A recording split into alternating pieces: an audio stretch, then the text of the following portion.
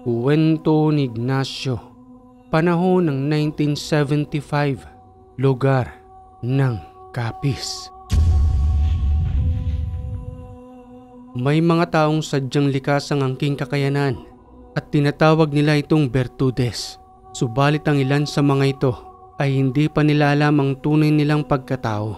Subalit sa paglipas ng panahon, unti-unti nilang natutuklasan ang lahat ng kanilang abilidad sa mga taong kanilang nakakasalamuha. Apo, Boyet, ibaba mo nga muna yung mga nakuha mong panggatong. Tama ba itong naririnig ko? May sanggol na umiiyak roon. Halika't samahan mo ko't hanapin.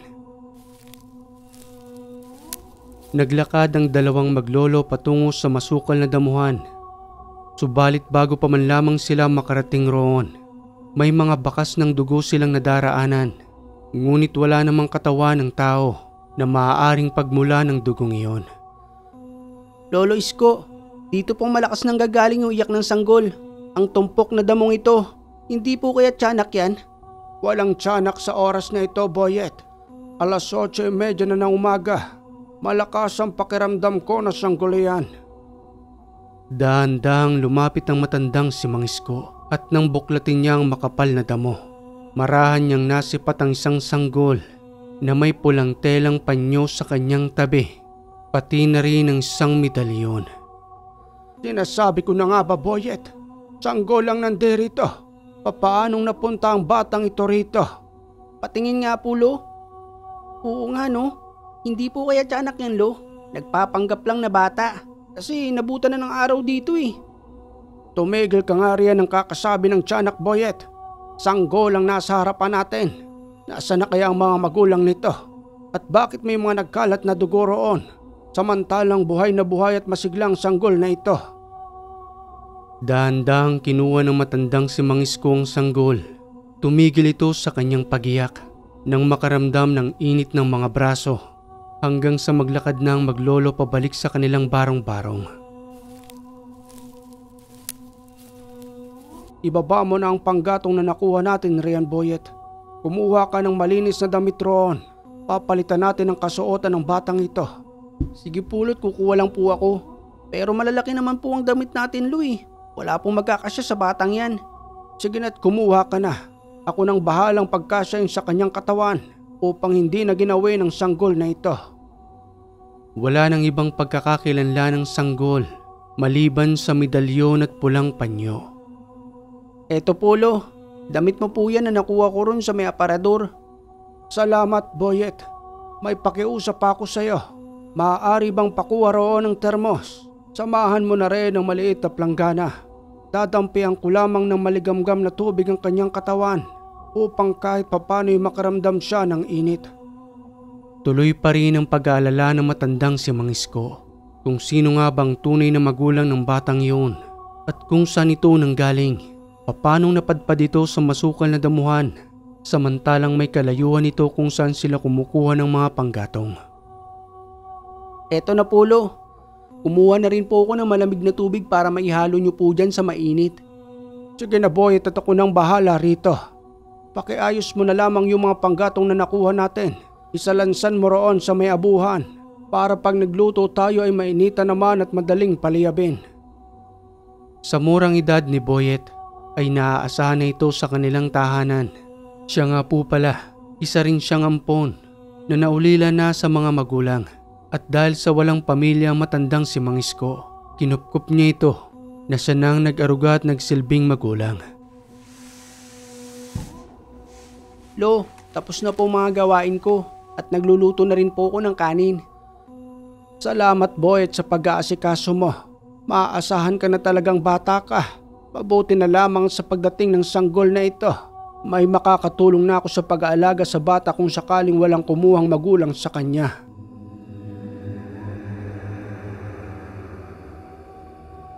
Ay, ang ganda naman ng umaga. Sabayan mo pa ng mga huni ng ibon dito. Siya nga pala, nasan si Lolo?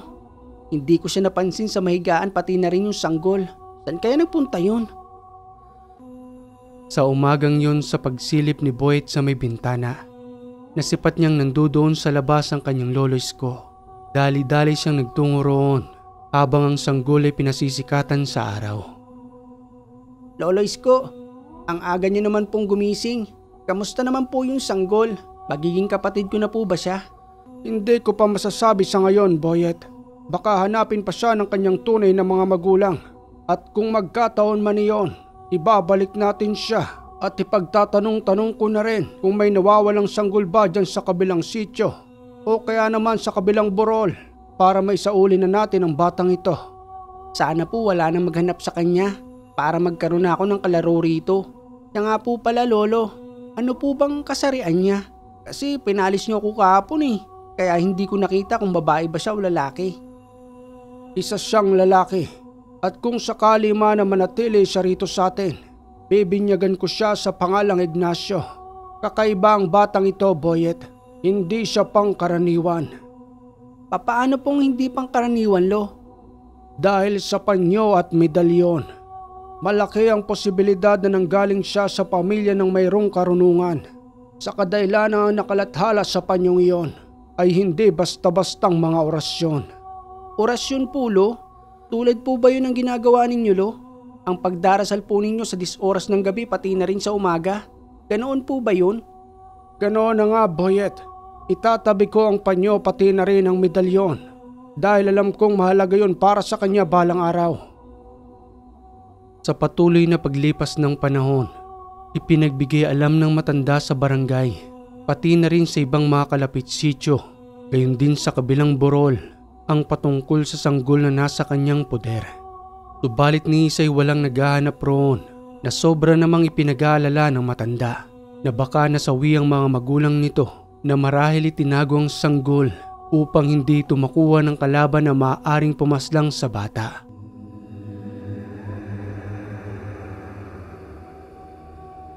Makalipas ang 12 taon, binatilyo na si Ignacio. Samantalang itong si Boyet naman ay binata na at ang kanilang Lolo Isko ay unti-unti nang tumatanda. Ignacio, tulungan natin si Lolo sa pagbibilad ng palay. Hindi kasi humihingi ng tulong yun Gusto niya nagkukusa tayo para madisiplina natin ang sarili natin. Sige po kuya, hihilahin ko na po yung ibang sako ng palay. Pinagtulungan nilang dalawang tinuring na magkapatid ang pagbibilad ng palay sa kainitan ng araw. Habang itong si Lolo Isko ay pinagpahinga muna nila sa lilim ng isang malaking puno. Lo, nandun lang naman po kami ni Kuya Boyet. Bakit po hindi nyo kami tinatawag? Yung pala nagbibilad na kayo ng palay. Dito na po muna kayo sa lilim ng puno Kami na pong bahala doon ni Kuya Boyet. Akin na po itong kahoy na kalaykay. Kami na po magpapatuloy sa pagbibilad. Salamat sa inyo mga apo. Malakas pa naman ang inyong lolo. Kahit papano kaya ko pang magbuhat ng isang sakong palay. Wag nyo nga akong minamaliit. Dahil kalabaw lang ang tumatanda po. Si Lolo naman hindi naman po kayo minamaliit Alam po namin nyo na malakas pa kayo. Pero aminin nyo na po na unti-unti na rin humihina ang katawan ninyo. Kung wala nga lang kayong karga sa katawan baka po bumigay na yan. Mabuti na lang at marami kayong agimat sa katawan ninyo. Pati na rin yung mga nakabaon na mutya. Binata pa ako, kasama ko na yan. Pero hindi ako mamamatay hanggat hindi ko pinapasa yan sa inyo.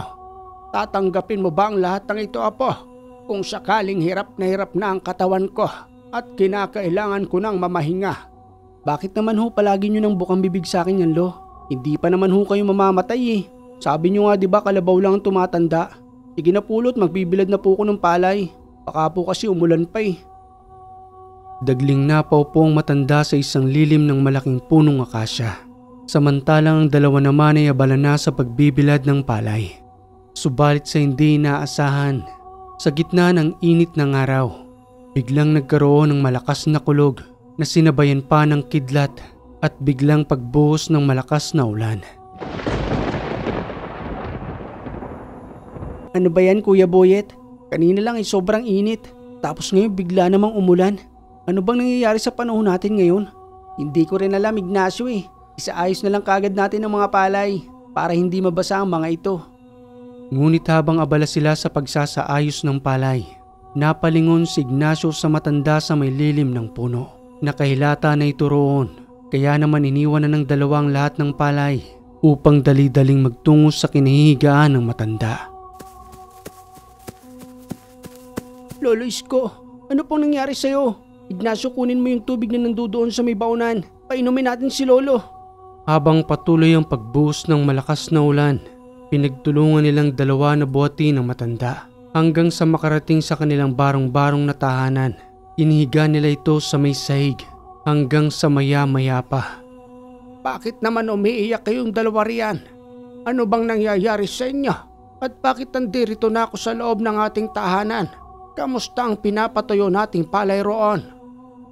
Lolo Isko, ayos na ho bang pakiramdam ninyo? Kanina ho kasi nawalan kayo ng malay. Kaya ho binuhat namin kayo ni Kuya Boyet. Pasensya na kayo. Siguro ay sa sobrang pagod na ito. Mas maganda po siguro na magpahinga na muna kayo. At kami na po ang bahala ni Kuya Boyet sa lahat ng gawain dito. Kayang-kaya naman na ho namin.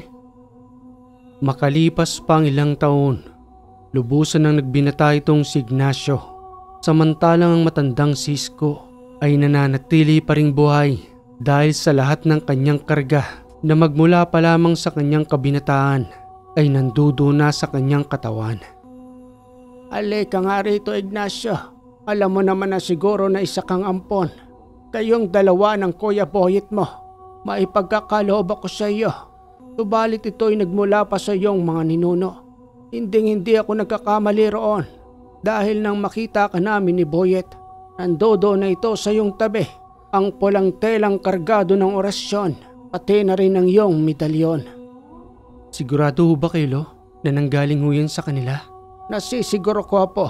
At dahil sa nasa tamang gulang ka na ngayon, eto't panghawakan mo ang medalyon ng Trespeco Roma at ang talandrong panyo na maaari mong gamiting bako sa iyong ulunan kung sakaling may pupuntahan kang digmaan o kaya naman ay nasa panganib ka ay maaari mo itong gamitin. Maliban pa roon ay nalagaan ko ito ng mahabang panahon upang ang kanyang bisa ay magpatuloy. Kaya buhay na buhay ang tsalekong yan. Gayon na rin ang Trespeco Roma na muli ko nang ibinabalik sa iyo. Salamat pulo sa pangangalaga.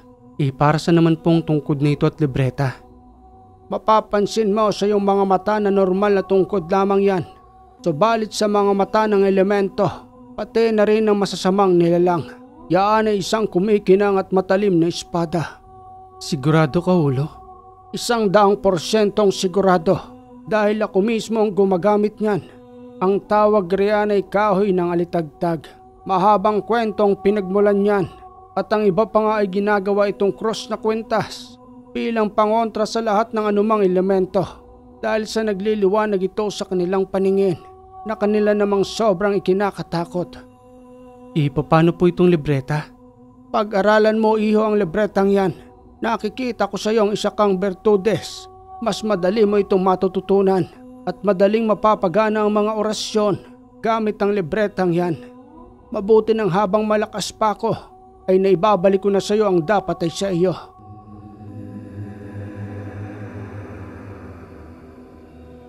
Aba Ignacio, nasa iyo ng tungkod ni Lolo. Patagal niya ng pinangangalagaan yan. Kahit saan nga kami magpunta noon dala-dala niyang tungkod na yan. Ano naman yung librong nasa iyo? Oo, Kuya Boyet. Ibinigay niya na sa akin to. At ang libreta naman pag-aralan ko raw. Pag-aralan? Para saan? Wala namang sinabi si Lolo Basta ang sabi niya lang pag-ingatan ko raw. Pero yung pulang panyo pati na rin yung medalyon. Natatandaan ko na makuha ka namin noon. Yan ang una naming nakita sa tabi mo. Itinago pala ni Lolo yan. Ignacio, Boyet, halika kayong saglit. May sasabihin lamang ako sa inyo. Habang nakaupong matanda sa isang tumba-tumbang upuan, lumapit ang dalawa. Subalit habang papalapit pa lamang sila, napansin nilang tila nag-uusal ang matanda. At sa kanilang pagdating nga sa harapan nito, pareho silang sabay na pinayuko at parehong binugahan ng usal magmula sa kanilang ulo hanggang sa kanilang mga paa. Ano pong ginawa ninyo, Lo? Ang init naman po ng dumampi sa aking katawan. Ganoon din bang naramdaman mo, Ignacio? Pareho lang tayo, Kuya Boyet. Hindi ko rin alam kung anong uri ng pakiramdam yon. Basta parang nanunuot sa aking kalamnan at parang ang bigat. May ikinarga lamang ako sa inyo. Total nasa ustong edad na kayong dalawa. Siguro ito na ang tamang panahon upang sabihin sa iyo, Ignacio, na ang pumaslang sa iyong tunay na mga magulang ay hindi normal na tao kung di nasa lahi ng mga aswang. Lahi ho ng mga aswang? Ganoon na nga, Ignacio. Kaya nga nang matagpuan ka namin, nagkalat ng dugo sa di kalayuan. Mabuti na lamang at hindi ka napansin ng aswang na yon at ang iyong mga magulang lamang ang kanilang tinugis. Sila pala ang may kagagawan. Pagbubutihin ko ang pag-aaral ni Tulo upang may pagiganti ko ang aking mga magulang.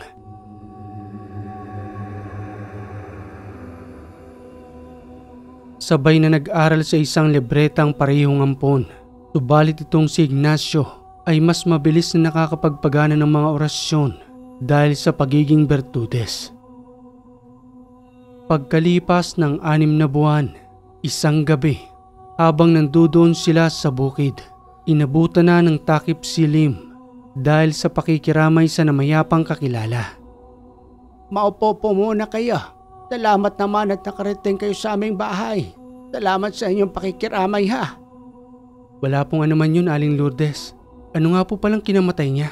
Mahirap mang ipaliwanag ito, iho. Pero nang umuwi siya ng 10 oras ng gabi, pagdating niya rito sa aming bahay ay namumutla siya hanggang sa sumuka ng sumuka. Pinagpahinga ko nga muna, baka dahil lamang sa pagod. Subalit kinabukasan ay hindi na siya gumising. Hindi ho talaga natin masasabi ang buhay. Kahit sa anumang oras o kahit saan ay maaari ho itong bawiin sa atin. Siya nga ho pala, Aling Lourdes. Tanggapin niyo ang kunting salaping ito. Sana ho kahit papano ay makatulong. Magkakasamang 3 sa pakikiramay.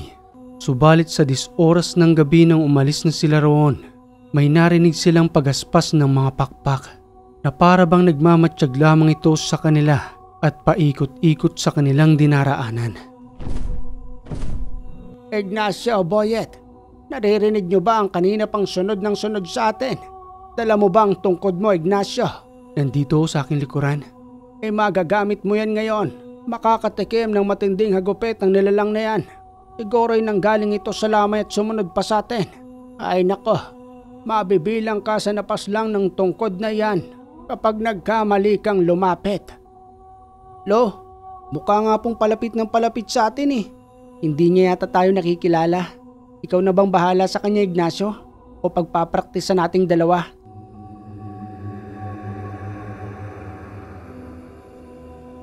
Tuluyan nang lumapit ang nilalang sa kanilang 3, subalit imbis na harapin niyon ni Ignacio, ipinagkatiwala niya sa kanyang Kuya Boyet ang pagpaslang roon sa kadahilanang inilalaan niya ang kanyang sarili sa mga pumaslang sa kanyang mga magulang. Ikaw nang bahala sa kanya, Kuya Boyet. Alam kong kaya mo yan. Ito ang unang pagpaslang mo para masubukan na rin ang lahat ng iyong kakayanan. Ikaw ang bahala, Ignacio. Ikaw rin, tingnan mo kung paano gagawin ko sa kanya. Gamit ang mga abilidad na nanggaling sa libreta. Mali ka ng sinundan, aswang. Tutustahin kita ngayon at masusunog yung katawan mo dahil sa init ng iyong pakiramdam. Tiwalang tiwala si Boyet sa kanyang natutunan, habang ang aswang na nasa kanyang harapan ay nasa anyong isang malaking baboy ramo, maliban sa nanggaling ito sa malaking ibon. Ayos ang kakaibang abilidad nito ah. Pabago-bago ng anyo. Hoy, hindi ako natatakot sa'yo. Kahit na anong uri pa ng nakakatakot na anyo ang gayahin mo. Halika, sige, lumapit ka pa sa akin. Matitikman mong hinahanap mo. Ito ang unang pagkakataon na makakapaslang ako ng tulad mo.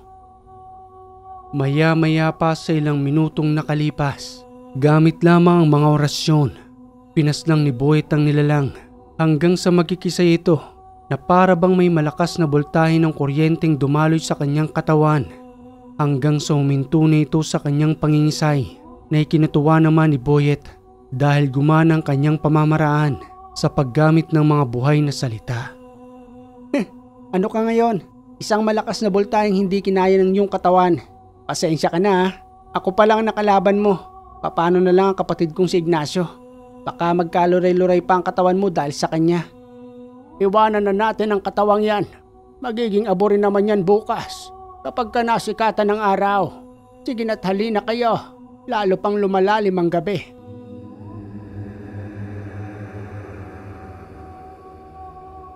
Kinabukasan ng umaga, napag-isip-isip ng dalawang itinuring na magkapatid na kinakailangan nilang magtungo sa kabayanan para sa kanilang pang-araw-araw na pagkain. Subalit habang patungo sila roon, may isang maliit na kubo silang nadaanan. May mga lalaking nakatambay roon. Ang iba pa nga ay may dalang karit na may kanya-kanyang patalim. Hindi maiiwasan sa ibang taong may masamang layunin hanggang sa harangin sila ng mga ito na nagwiwika ng, Kayo ba yung dalawang binatang nandoon sa kabilang burol? Yung may kasamang matanda? Kami nga ho yun. Ano ho bang atin? Wala naman. May daladala yata kayong bayong. Mukhang mamimili yata kayo sa kabayanan. Baka naman maaaring bagihan nyo kami. Kahit na konting salapi lang. Bibili lang kami ng maiinom ng mga kasama ko.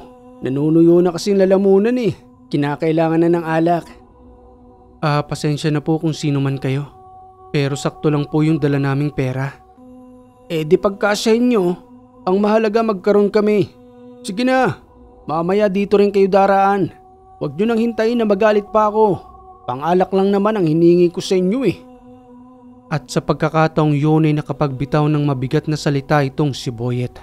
Dahil na rin sa pangingikil ng isang magsasaka na hindi nila alam kung saan ang galing. Umalis na nga kayong 5 dyan sa daraanan namin. Kaya lalaki ng katawan ninyo. Hindi kayo magbanat ng buto. Para sa pagkain namin nakalaan ang perang ito. At hindi para sa pang-alak ninyo. May mga dala pa kayong patalim. Ano yan? Ginagamit ninyong panakot sa mga dumaraan dito? Kung ako sa inyo, umalis na kayo. Habang nakakapagtimpi pa kami.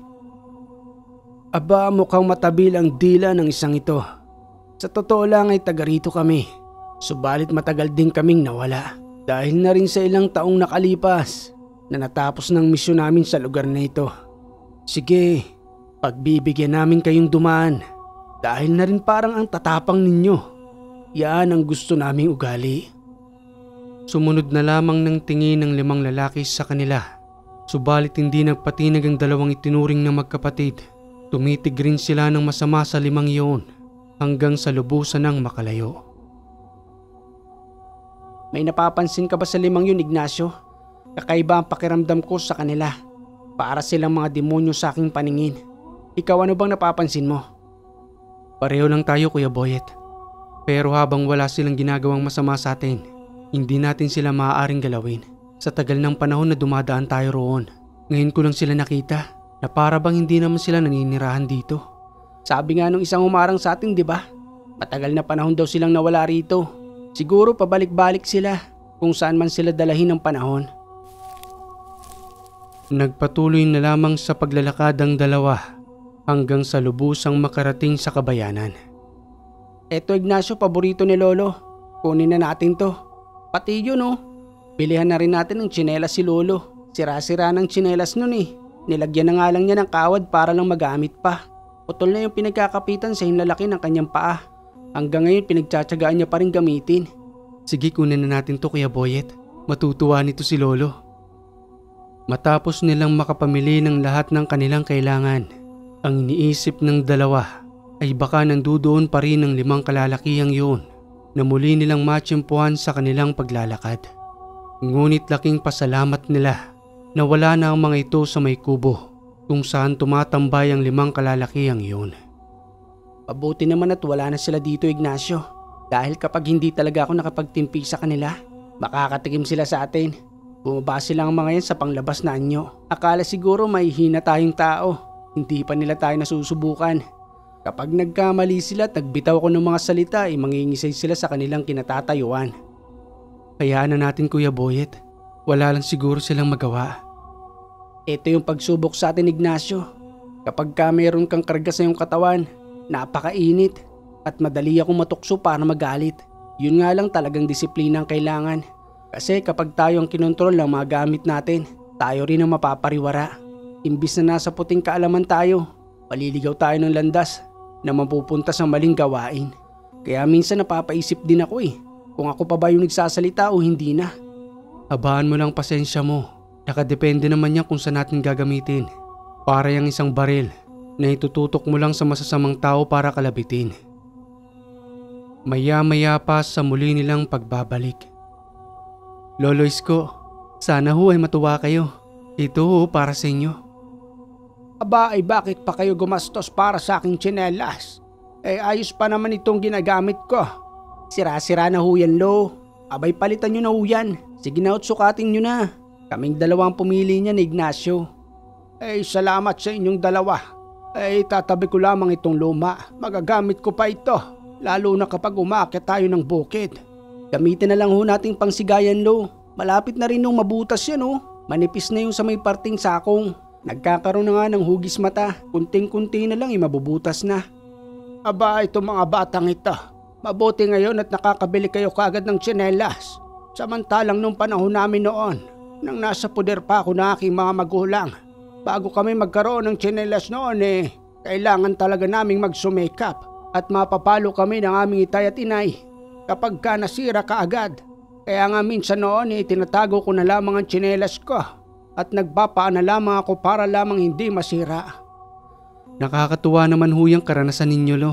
Sa bagay iba na ho ang panahon ngayon. Basta gamitin nyo na ho yung bago. Atake na ho yung lumang yan. Pagpipira-pirasuhin ko na ho para magamit nating pangsiga sa panggatong.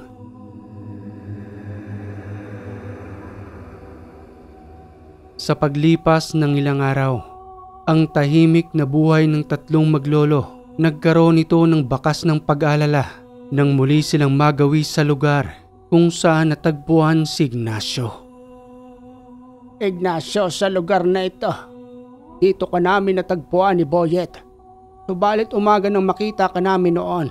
Kaya ngang ipinagtataka ko, sa paglipas ng mahabang panahon, isang ori lang ang malakas na kutob ko na pumaslang sa iyong mga magulang, kundi ang mga aswang na dating naninirahan dito. Subalit sa paglipas ng panahon, pabalik-balik ako sa lugar na ito. Ngunit wala na sila. Hindi ko alam kung saan nagtungo. Pero pasasaan ba't babalik pa rin ang mga yan?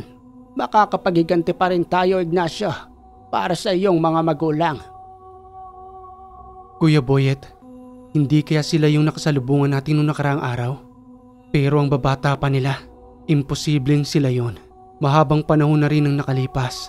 Dapat ay matanda ng kanilang itsura. Kaya sa palagay ko hindi ang 5 lalaking yon. Saang parte ng lugar ninyo natagpuan? Pagkalipas po ng burol na ito, Lo, doon ho sila naninirahan. Mahirap magsalita ng tapos. Pero maaari naman na kung saan-saan sila manirahan. Lagalagang uri ng mga yan. At kung mapapansin mo na hindi sila tumatanda, maaaring may bertod sila ng immortales sa kanilang katawan. Yun ay pinagkakaloob sa kanila ng isang demonyo upang humaba ang kanilang buhay. At maliban pa doon, manatili ang kanilang kabataan. Hindi tulad ng tangan-tangan ko. Tumatanda ang aking pisikal na katawan. Subalit nananatili akong buhay at mayroong lakas. Sa tansya ko, Ignacio, sila nga yun. Pero wala pa silang ideya patungkol sa atin ngayon. Diba tulad ng sabi niya? Kaya nawala sila rito dahil tapos na ang kanilang misyon noon. Hindi kaya yung itay at inay mo ang kanilang misyon para paslangin? Maaaring mangyari yun nung panahon, lalo na kung nakakasagabal sa kanilang gawain. Siguro magandang gawin nito ay subaybayan sila para mawala ng haka-haka natin at tuluyan na nating makumpirma. Kailan mo ba gusto? Sasamahan kita, Ignacio. Tutulong ako sa inyong dalawa. Pero sa pagsubaybay kayo na muna. Kapag nakumpirma ninyo na sila na ngayon, sasama ako sa pagsalakay. Ayos lang ba yun sa'yo, Ignacio? Kami na lang ho ni Kuya Boyet. Mamaya niyan may mangyari pang masama sa iyo roon. Kahit papano magamit ko naman ang pinagkatandaan ko. At ano pa ba ang silbi ko sa mundong ito? Balang araw ibabaon rin ang aking katawan sa lupa. Wag na ho kayo makulit, Lo. Kami na hong bahala. Ignacio, sa likuran natin, may malaking ibon na pumapagaspas. At ang mga wakron ay patuloy sa paguni. May nilalang sa paligid natin. Nandiyan lang sila. At patuloy tayong sinusubaybayan. Inaabot na tayo ng gabi sa pagkwekwentuhan dito. Asa na yung ibang mga panggatong? Itabi na muna natin. Dahil baka biglang sumalakay ang mga yan. Nagulat ang tatlong maglolo nang biglang may magparamdam sa paligid nang hindi nila inaasahan. Sige, lumapit kayo sa amin. Para ngayon pa lamang maipaghiganti na namin ang mga magulang ni Ignacio. Malakas ang kutob ng tatlo na ang dumating sa mga oras na yon ay ang pumaslang sa mga magulang ni Ignacio. Yan na nga yun, Boyet. Ignacio. Maiwan kang saglit dito, Lo, at iikot kaming dalawa roon ni Kuya Boyet upang harapin na ang mga yon. Subalit nang nagtungo ang dalawa sa mas madilim at masukal na damuhan, wala na ang mga ito roon na animoy nagmatsyag lamang sa kanila upang kilalanin ng tatlo. Ano nahuli niyo bang dalawa? Siguro kanina pang nagmamatsyag sa atin niyon. Hindi lang natin naramdaman. Aba, mukhang may kakaibang abilidad ang mga iyon. Kahit ako ay nalusutan nila. Inabulong namin ni Kuya Boyet, Lo, pero mabilis silang nakatakas. May tamang araw din sa atin ang mga yan. Bumabalik pa rin pala sila rito sa lugar na ito. Ano kayang pinupuntahan nila? Hindi kaya ikaw ang hinahanap nila, Ignacio? Hindi ko rin alam, Lo. Di bale, malalaman ko rin ang lahat kapag muli kaming nagkaharap-harap.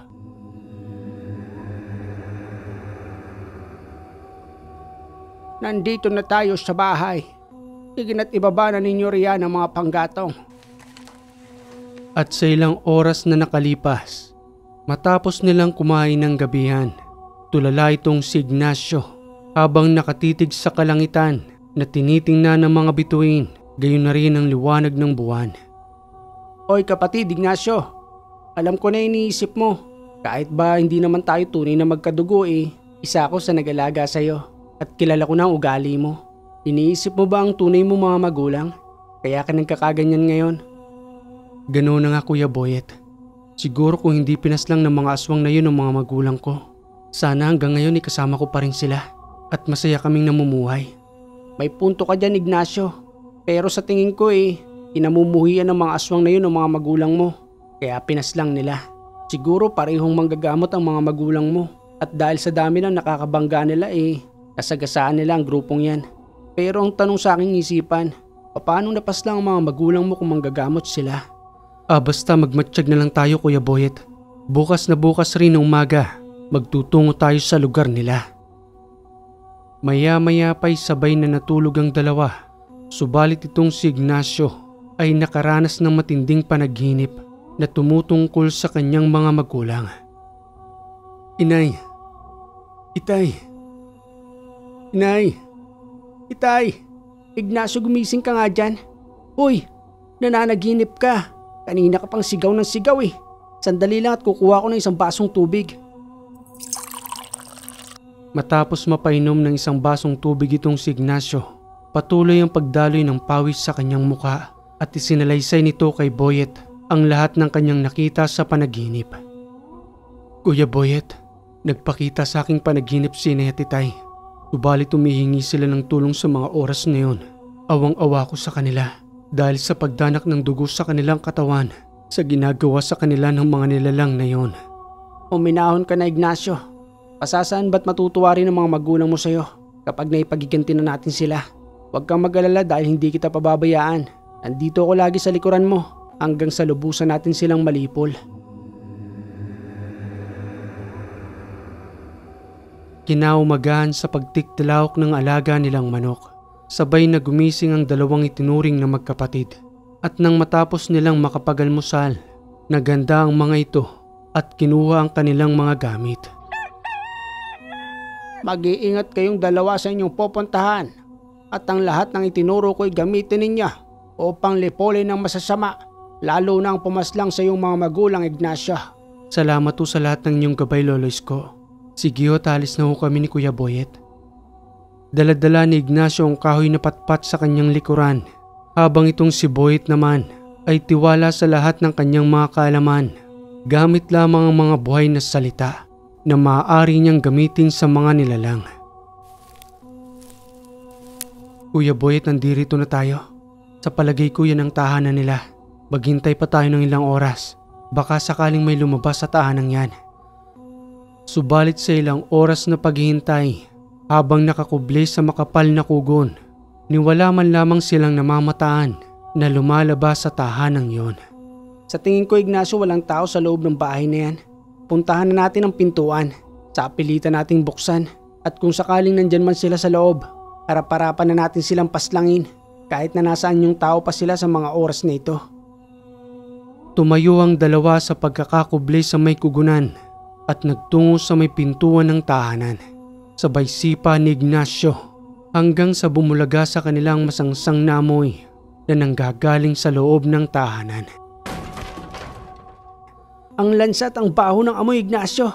Parang may nabubulok sa loob ng bahay na ito. Kumpirmado, aswa nga silang naninirahan dito. At sa kasalukuyang yun ay walang tao, maliban sa dalawang paniking lumipad at nagtungo sa labas ng tahanan. Paniki? Pati ba naman paniki may naninirahan dito? Kuya Boyet, halika. Tingnan mo ang kalderong ito. Hindi ko alam kung tao ito o hayop. Halos mabulok na ang kanyang itsura. Hindi ko kayang tignan, Ignacio. Lalabas na ako sa bahay na ito. Ang sangsang ng amoy. Hindi na kaya ng sikmura ko. Bigo sila sa paghihintay sa araw na yon, na para bang natunugan sila sa pagpunta roon. Kaya lumikas ang mga ito at lumipat ng ibang tahanan. Nandito pa kuya yung mga lanang ginagamit nila. Pagbababasagin ko ito upang hindi na nila mapakinabangan pa. May dala ka ba diyang posporo? Susunugin natin ang buong tahanang ito kasama ng umalingasaw na amoy dyan sa loob. Eto, Ignacio, saluin mo. Ayaw ko nang lumapit sa bahay na yan. Napakabaho talaga. Walang pagdadalawang isip na sinunog ni Ignacio ang tahanan. Hanggang sa maya-maya pa, lubusan na itong lumiyab at nilamon na ng apoy ang buong tahanan. Hindi natin alam kung kailan sila babalik, Ignacio. Pero ang sinisiguro ko, magagalit sila sa ginawa natin. At ihanda natin ang sarili natin sa pagbabalik nila. Malamang ay hahanapin nila tayo dahil sa pagsunog natin sa kanilang tahanan.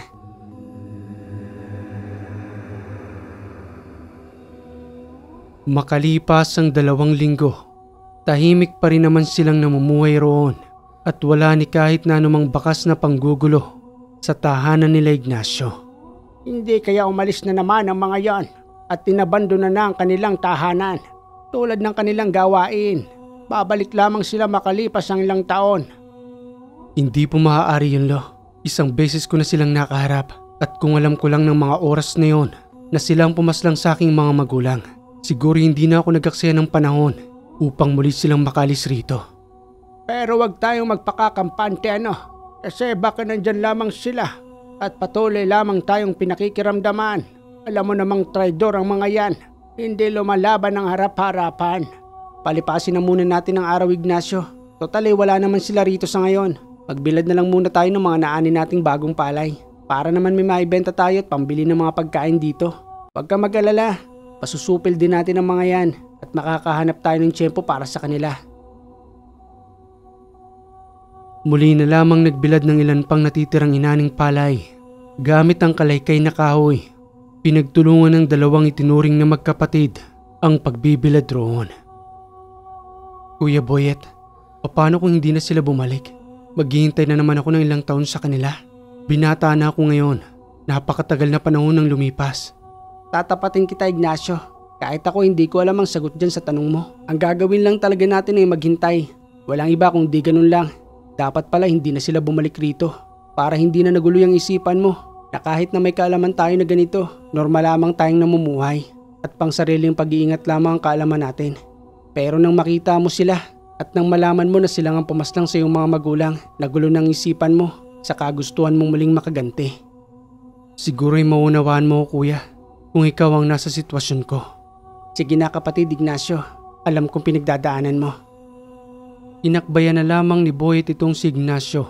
Sabay dinampi-dampi ang likuran upang kahit papano'y mabawasan ang bigat na kanyang nararamdaman na magmula sa kanyang nakaraan ay daladala niya na ito sa kanyang puso at isipan.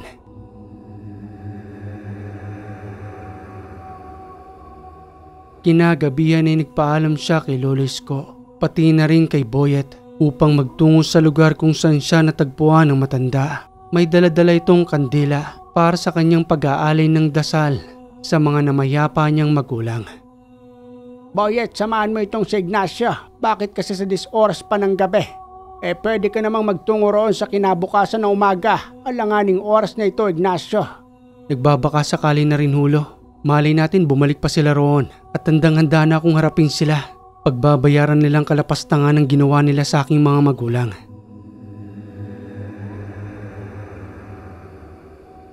Sa pilitang sumama si Boyet, kahit na nga ba pinipigilan na ito ni Ignacio sa kadahilanang kaya niya na raw ang kanyang sarili. At nang makarating na nga sila sa nasabing lugar, nagsindi ng kandila itong si Ignacio at saka lumuhod sa lupa habang patuloy na nagdarasal. Maya-maya pa sa paghihintay ni Boyet, ilang minuto ring nakaluhod si Ignacio habang si Boyet naman ay nagmamatsyag na palingalingas sa paligid. Ang tagal naman magdasal itong si Ignacio. Kanina pa akong kinakagat ng lamok dito. Anong oras pa kaya siya tatayo? Sa bagay ayos lang, mukhang tahimik naman ang lugar. Makalipas pa ng ilang minuto, tumayo na itong si Ignacio habang nagsasalita kay Boyet nang, "Salamat Kuya Boyet sa pagbabantay sa akin. Sinamantala ko ng pagkakataong ito at isinumpa ko sa aking mga magulang na ipaghihiganti ko sila. Lahat ng sakit na kanilang naramdaman ay ipaparamdam ko rin sa mga nilalang na yon." Maghunos dili ka nga Ignacio. Nanggigigil ka na naman sa mga oras na ito eh. Baka dahil dyan sa galit mo ay mapunta ka sa kadiliman. Pati yung pulang tsaleko mo at ang medalyon, iimbis na sa kabutihan natin gagamitin, baka sa maling daan ka pa mapunta. Pasensya ka na Kuya Boyet, nadadala lang ako ng emosyon ko. Napabuntong hininga na lamang noon si Ignacio habang nagmamasid sa paligid na tila ba may inaasahang dumating sa mga oras na yon. Ignacio, baka ito nang inihintay mo. May kumakaluskos sa parting yon, pero hindi ako sigurado kung sila nga ba yon. Malumanay silang nagtungo roon. Pinatay nila ang kanilang gasera, subalit sa kanilang pagdating, bumungad sa kanilang 3 baboy ramo na wala naman silang nararamdamang kakaiba. Nagkamali ako ng hinala Ignacio. Normal na baboy ramo lang ang mga yan na naghahalongkat ng kanilang mga pagkain. Nagiging paranoid na tayo sa paghahanap sa mga yon. Patsitsyempohan din natin sila. Siya nga pala Kuya Boyet, nalalapit na ang mahal na araw. Maghahanap ba tayo ng mutya nila Lolo Isko? Mas mainam pa nga siguro Ignacio, para kahit papano makalimot ka naman. Kasi magmula nang bumalik rito ang mga yon, parati ka ng aligaga dahil sa kagustuhang makaganti.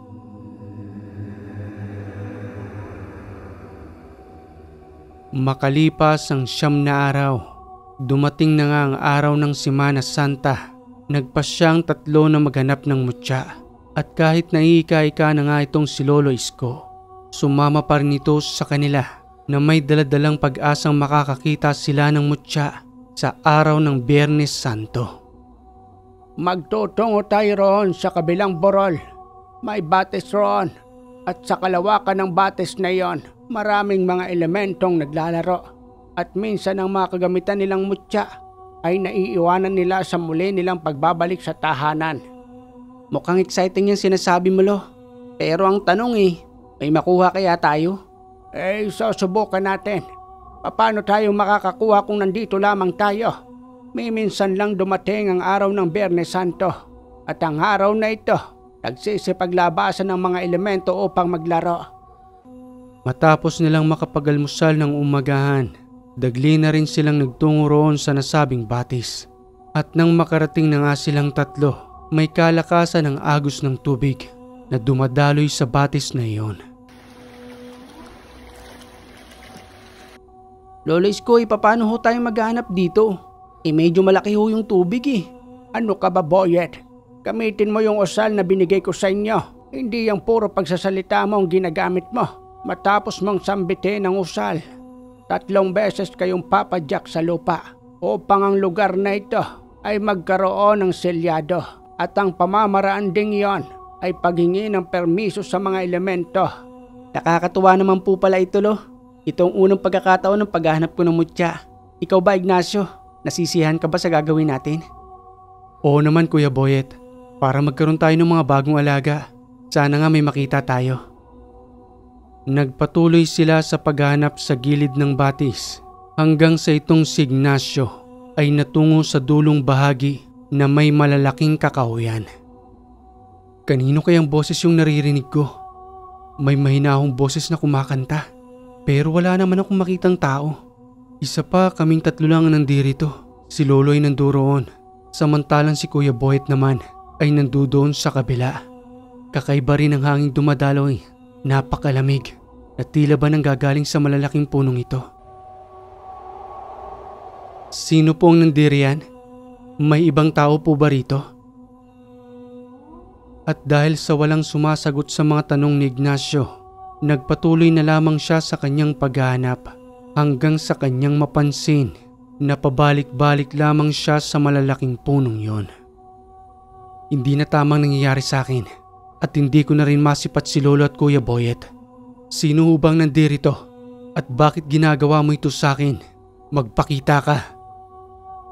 Matapos na sambitin niyo ni Ignacio, mas lalong lumakas ang simoy ng hangin hanggang sa magpakita sa kanyang isang magandang diwata. Kulay puti ang kanyang kasuotan magmula sa itaas hanggang sa kanyang talampakan.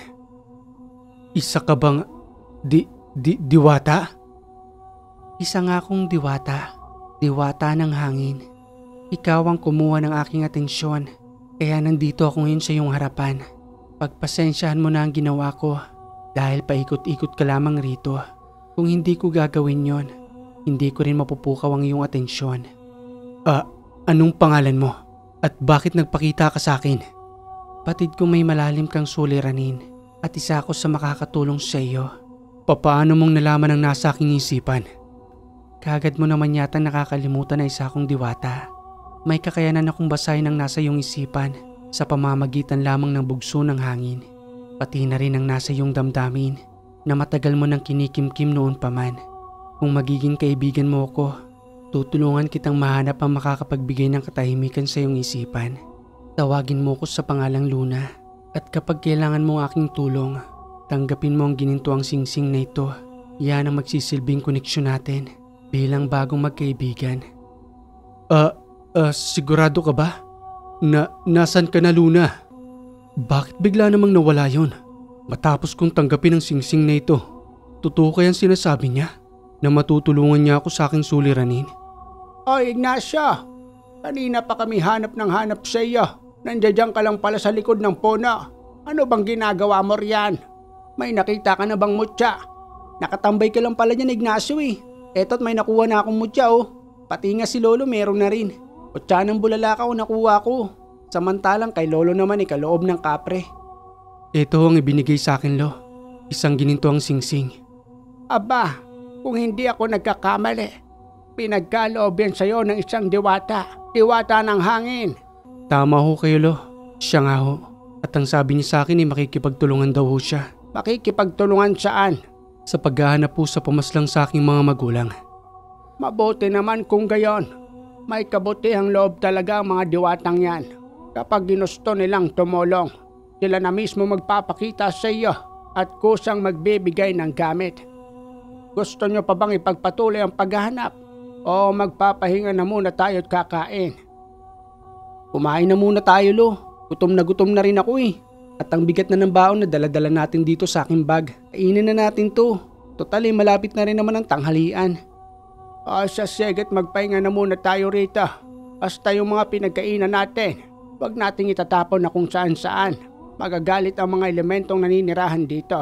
Baka imbis na maging kakampi natin sila, baka talikuran tayo at iwan sa gitna ng laban. Sinamantala nila ang araw ng Biyernes Santo upang mas makapaghanap pa ng maraming gamit. At nang matapos na nga silang kumain, muli silang nagpatuloy sa paghahanap hanggang sa ang bawat isa ay makatagpo ng gamit na kanilang kinakailangan. Ayos! Pangil ng kidlat. Nandito lang sa may gilid ng batis. Ang tagal-tagal ko na naghahanap ng ganito. Dito lang pala kita makikita. Mukhang malapit ka talaga sa malalakas na boltahe. Yan ang abilidad mo, Boyet. Maliban sa paggamit ng malalakas na salita, pwede mong gamiting sandata ang pangil ng kidlat sa pamamagitan ng pagkarga ng mga usal upang maging matalim ito, nahihiwas sa masasamang nilalang na maaari mong makasagupa. Paano kinakailangan na nating umuwi? Magkukonsagra pa ako ng ibang mga gamit. Isama nyo na rin yung mga pinagkaloob sa inyo upang matuwa naman ang mga gabay sa mga dasal na magpapalakas sa kanila.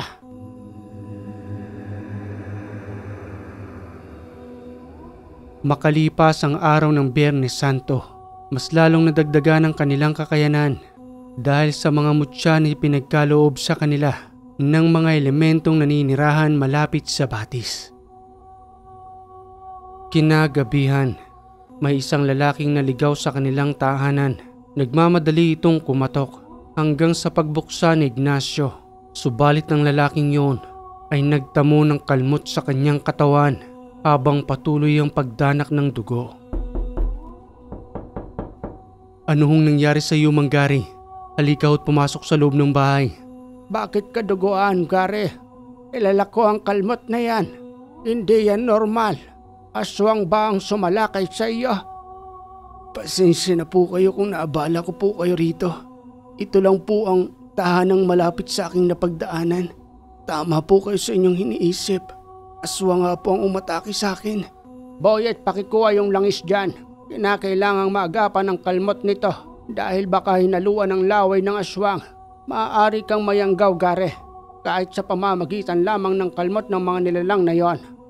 Ignacio, lumabas ka't hanapin mong may kagagawa nito. Baka isang mga yon sa pumaslang sa iyong mga magulang. Dagling lumabas si Ignacio habang ginagamot ng dalawa si Manggari na kasalukuyang may masamang tama dahil sa malaking kalmot na nandoon sa kanyang katawan. Bumalik na kaya sila? Pero sana nga tamang sinasabi ni Lolo. Nagpatuloy si Ignacio sa paglalakad hanggang sa makarating sa nasabing daan kung saan tinambangan itong si Manggari.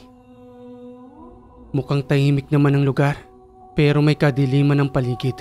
Paano kaya kung subukan kong humingi ng tulong sa diwata ng hangin para tanungin kung nandito pa ba ang sumalakay kay Manggari? Diwata ng hangin? Luna, kinakailangan kong tulong mo. Maaari ka bang magpakita sa akin ngayon? Sa pagtawag ni Ignacio sa pangalan ng diwata, muli niyang naramdaman ang pagdampi ng malamig na hangin na nagmumula ito sa kalikasan hanggang sa magpakita ito sa kanyang harapan at dagling sinabi kung nasa saan ang nilalang na kanyang hinahanap. Mabuti naman at kinailangan mong tulong ko. Mag-iingat ka, Ignacio, dahil ang nilalang na yon ay may kasamang isang sigbin. Nandoon sila sa isang malaking punong yon. Sa may parteng masukal na damuhan, doon sila nagtatago para humanap ng tiyempo. Maraming salamat, Diwatang Luna. Hindi siya makakaligtas sa aking sandata. Pagpipirapersuhin ko ang kanilang katawan hanggang sa lubusan silang mamatay. Tumakbong patungo roon si Ignacio at nang unti-unti nang papalapit sa nasabing damuhan, patuloy ito sa kanyang pag-usal habang nasa kanyang kamay ang kahoy ng alitagtag. Ang sandatang papaslang sa masasamang nilalang, pati na rin sa kahit na anumang uri ng elemento. Hanggang sa may narinig siyang malakas na pagaspas patungo sa kanyang kinatatayuan. Subalit hindi niya napansin ang isang sigbin dahil sa bilis at liksi nito na nandoon na pala sa kanyang tagiliran. Umalis ka ritong nilalang ka kung ayaw mong madamay. Subalit patuloy ito sa pagkagat sa kanyang braso at hindi mapigilan ang pagkaladkad sa kanya ng sigbin hanggang sa mapilitan na itong si Ignacio na itarak sa may dibdib ang espiritual na espadang alitagtag. Etong sayo, magsasama kayo ng iyong amo dahil sa pagiging hayok ninyo sa dugo at laman ng tao. Itigil mo na yan. Maawa ka sa kanya. Sinusunod lamang niya ang iniutos ko. Maawa? Naawa ba kayo sa binibiktima ninyo? Ikaw naman ang susunod ko. Lapastangang nilalang. Matapos paslangin ni Ignacio ang sigbin, isinunod niya naman ang aswang na yon na umatake kay Manggari. Hanggang sa mapagtanto niyang hindi ito kabilang sa pumaslang sa kanyang mga magulang. Ignacio? Ignacio, nandiriyan ka ba?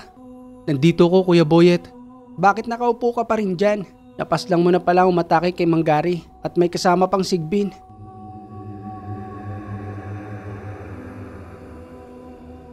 Sa muling pagbabalik ng dalawa sa tahanan, maayos ng kalagayan ni Manggari. Laking pasasalamat nito dahil doon siya napadpad sa tahanang yon upang humingi ng tulong. Salamat ho sa inyo, Mang Isko. Pati na rin ho sa iyong dalawang apo. Akala ko ho katapusan ko na. Mabuti na lang at nakatakbo ko. Kung hindi ay pinaglalamayan na ako ngayon. Mabuti kung pinaglalamayan ka pa. Ang masiste doon ay kung hindi na matagpuan ang katawan mo dahil sa hayok sa laman ng mga yan. Lalo pat sinabi sa akin ni Ignacio na may kasama pa itong sigbin na pwedeng humigop ng iyong dugo. Siya nga ho pala. Paano ho ako makakabawi sa inyo? Huwag mong isipin yon. Kahit naman siguro kami ang nasa iyong kalagayan at napadaan kami sa inyong tahanan, ay tutulungan mo rin kami, tama ba? Tama ho kayo, Mang Isko. Maaari ho bang bukas na ako umuwi? Talaga namang bukas ka pa namin pauwiin. Mamaya niyan may mangyari pa uling masama sa iyo. De cargo di konsensya ka pa namin. Ipinagpilitan ni Manggari ang kanyang pagbawi at dahil sa nalalapit na ang kapestahan sa kanilang lugar, naisipan nitong imbitahan ng tatlo bilang pasasalamat. Wala namang problema sa amin yon. Sige, pupunta kaming tatlo. Pero ang tanong ko lamang sa iyo, Gary, bakit ka naligaw rito? Samantalang nandoon pa sa kabilang sitio ang inyong tahanan. Pinuntahan ko lang po, Mang Isko, yung malapit po na kaibigan ko rito. Sa 10 oras ng gabing ito, Gary? Opo, Mang Isko. Ay nako, alam mo namang delikado. Sa uli-uli ay mag-iingat ka ha. Hindi basta-basta maglakad sa gabi. Lalo pat napakadilim sa lugar na ito. Wala pa tayo sa modernisasyong pamumuhay. Isa pa ay bukid ang tahanan dito. Kaya pag-iisipan mo ang paglabas ng gabi. Baka hindi ka na makabalik sa inyong tahanan. At sa gabing yun ay doon na pinatulog si Manggari hanggang sa kinabukasan ng umaga. Sige ho, Manggari. Mag-iingat ka hong pauwi sa inyong tahanan. Tulog pa ho si Lolo Isko eh. Siguro ay napagod kagabi. Sasabihin ko na lang mamaya ang pag-alis mo. Hanggang sa umalis na sa tahanan nila Ignacio si Manggari. Maya-maya pa'y nagising ang matanda. Kagabi pa pala itong nakikiramdam dahil parang may kakaiba kay Manggari na pinagdududahan ng matanda. Pati na rin ni Ignacio at Boyet. Si Lolo naman oo. Pati na rin ikaw, Ignacio. Kunwari pa kayong walang napapansin kay Manggari. Patay mali siya kayo kung baga. Hindi naman sa ganon. Malamang itong si Gary ay tinatakot lang upang gamitin laban sa atin. Yun din hong naisip ko, Lo. Kaya hindi ko rin maprangka-prangka itong si Manggari. Napapansin kong kakaiba ang kanyang kinikilos maliban sa kanyang pagiging balisa. Makalipas ang ilang araw, dumating na ang araw ng kafestahan sa sitio nila Manggari. Nagtungo pa rin doon ang tatlo bilang pagpapaunlak sa panyaya nito sa kanila na magtungo sa araw ng kafestahan. Nandito na ho pala kayo, Mang Isko. Haliho kayo at maupo ho kayo rito. Mamaya hong gabi, meron nung sayawan sa aming plaza. Kahit na maliit ho yun dinadayo ho yun dito. Marami hong nakikipagsayawan kaya mamaya ho magtutungo tayo ron. Tasama lang ako sa inyo. Etong 2 alaga ko maaari pang sumayaw. Pero ako hindi na. Panunuorin ko na lamang kayo roon. Wow, talagang pinagkahandaan niyo po ito, Manggari. Ang sasarap naman po ng pagkain ninyo rito. Sige lang at kumain lang kayo. Talagang nakalaan yan para sa inyo. Kamusta na ba ang sugat mo sa iyong katawan, Gary? Magaling na ho, Mang Isko. Dahil ho dun sa nilagay ninyong lana. Parang kalmot na lang ho ito ng pusa. Mabuti naman kung gayon. Sige na tasikasuhin mo ng iba mo pang mga bisita. Kami nang bahala rito. Kaya na namin ang sarili namin. At sa paglayo nga ni Manggari, ang ilan sa mga pagkain doon ay may karga ng laway ng aswang. Maghiwa-hiwalay tayong 3. Boyet, ikaw ang bahala roon sa kabila. Ikaw naman dito, Ignacio. Kalasin natin ang lahat ng ikinarga sa pagkain para wala ng iba pang mayanggaw. Gamit ang kanilang kaalaman sa pamamagitan ng mga usal, kinalas nila ang bisa ng mga yon upang wala ng iba pang madamay sa pamamaraang ginawa ni Manggari. Subalit natitiyak nilang si Manggari ay hindi aswang na mayroon lamang na nasa likod nito ang patuloy na gumagamit sa kanya. Hanggang sa kinagabihan, muli nilang pinaunlakan ang pagtungo sa plaza upang matunghayan kung sinong nasa likod nito na patuloy na nag-uudyok kay Manggari. Hanggang sa maya-maya pa, nagpaalam si Manggari sa 3 na nagtungo sa 5 kalalakihan habang nakayuko. Sinasabi ko na nga ba, Lolo Isko? Silang 5 ang nananakot kay Manggari at ang lahat ng yun ay planado. Akala siguro nila may isa nila tayo. Hindi lang kami kahapon pinanganak. Huwag niyo kaming itulad sa lahat ng binibiktima ninyo na kayang-kaya ninyong paikutin sa inyong palad. Manatili ka sa iyong pagkakaupo, Ignacio. Uminahon ka. Maraming tao rito. Hindi pa naaangkop ang iniisip mo sa sitwasyong ito. Pabayaan nating magdikta ang panahon upang ang 5 yan ay tuluyan nating malipol. Napansin nilang pasimpleng sinasakta ng 5 yon si Mang Gary hanggang sa muli itong bumalik sa kanilang kinuupuan nang hindi may pinta ang muka. Pabulong pangwika rito ni Ignacio na nakakbay kay Mang Gary. Mang Gary, wag na ho kayong magkaila sa amin. Kilala na ho namin ang 5 yon. Kung pwede lang ho sana na wag na kayong matakot sa kanila at magtiwala ho kayo sa aming 3. Alam kong tinatakot nila kayo, pati na rin ang iyong pamilya. At upang matigil ng pananakot nila sa inyo, makipagtulungan ho kayo sa amin. Magtiwala ka ho, Mang Gary. Hindi ka ho mapapahamak, pati na rin ang iyong mga anak. Pero kapag tumaliwas ho kayo sa amin, mas marami pa hong taong mapapahamak sa ginagawa ninyo. Alam ho naming hinaluan ng laway ng mga yan ang pagkain na nandoon sa inyong tahanan.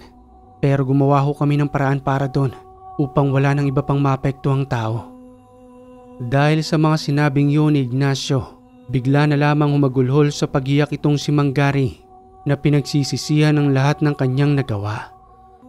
Pasensya na sa inyo, Ignacio. Nagawa ko lamang yun dahil papas lang nila ang mga anak ko, pati na rin ang aking asawa. Ayaw kong mangyari sa kanila yun, kaya nagawa ko ang mga pamamaraang yun at sinunod ko ang mga utos nila. Huwag na ho kayong umiyak. Ganito ho ang gagawin natin.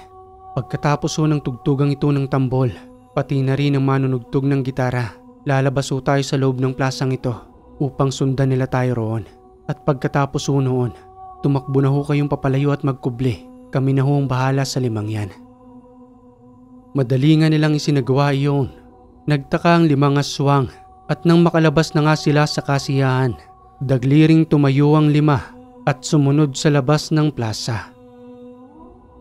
Habang dahan-dahan silang lumalayo, dahil na rin sa lampara lamang ang gamit sa liwanag ng plaza, nagpatuloy pa rin ang kasiyahan gamit ang gitara at tambol. Subalit ang 5 ay napapansin nilang nanggagalaiti sa galit habang patuloy itong nakabuntot sa kanila. Hanggang sa lubusan na nga silang makarating sa lugar na may kalayuan sa plaza. Habang masukal ito at madilim, kung saan ay nagpalit anyo na ang 3 roon, samantalang ang 2 ay pilit silang kinakausap. Nasaan na si Mang Gary? Lokong lalaking yon. Ipinagkalulo tayo sa 3 ito. Papaslangin ko ang kanyang pamilya at isusunod ko na siya roon. Huwag niyo nang hanapin si Mang Gary. Dahil ito na ang huling gabi ninyo rito. Sino ka para diktahan kami? Ako lang naman ang anak ng pinaslang ninyo at kayong 5 ang ipinakita sa aking panaginip. Sa dami ng pinaslang namin, wala na kaming matandaan pa. Kaya kung isa ka man sa naapektuhan doon, wala kaming pakialam at isusunod ka namin sa namayapa mong magulang. Kompirmado, Ignacio. Silang ang 5 yon. Bayat tulungan mo si Ignacio upang wala nang magambala ang 5 yan. Kuya Boyet, huwag kang makialam dito. Ako nang bahalang pumaslang sa kanila. Dahil yun ang ipinangako ko sa aking mga magulang. Wala ba kayong matandaan na sa kabilang burol na ito ay may pinaslang kayong mag-asawa na may tinagong sanggol? Naaalala ko na. Ikaw ang sanggol na hinahanap namin noon, na anak ng 2 Bertudes na yon. At dahil sa magliliwanag na ng mga oras na yon, hindi ka na namin natagpuan at kusa na naming iniwan ang lugar. At yun ang malaking pagkakamali ninyo. Ang walang muwang na sanggol na hinahanap ninyo noon ay nasa inyong harapan na ngayon. Matapos makapagsalita ni Ignacio, walang awa niyang pinaslang ang 5 yun gamit ang kanyang pinagsamang kakayanan na nagmula pa sa pagiging Bertudes. Namangha si Boyet at Mangisko hanggang sa magwika ang matanda nang, yan ang paghihiganti ng isang anak ng Bertudes. Okay mga kayuwaga, sa hinabahaba ng panahon sa pinagsamang kakayanan ni Ignacio bilang Bertudes at ang lahat ng naituro ni Mangisko, napaslang niya ang 5 pumaslang sa kanyang mga magulang at dahil nga doon ay nakaramdam na siya ng katahimikan. Subalit habang lumilipas ang panahon at sa patuloy na pagpasok ng modernong pamumuhay, hindi pa rin sila tumigil hanggang sa ipinasa na ni Mangisko kay Ignacio ang bertud na nasa kanyang katawan. At kung nagustuhan mo ang kwentong ito mga kayuwaga, Palambing naman po ng like and share. At kung hindi ka pa nakaka-subscribe, click mo na yung subscribe button dyan, pati na rin yung bell para updated ka sa ating mga bagong kwento. Muli mga kaiwaga, maraming salamat sa lagi ninyong pagantabay dito sa Ang Hiwaga.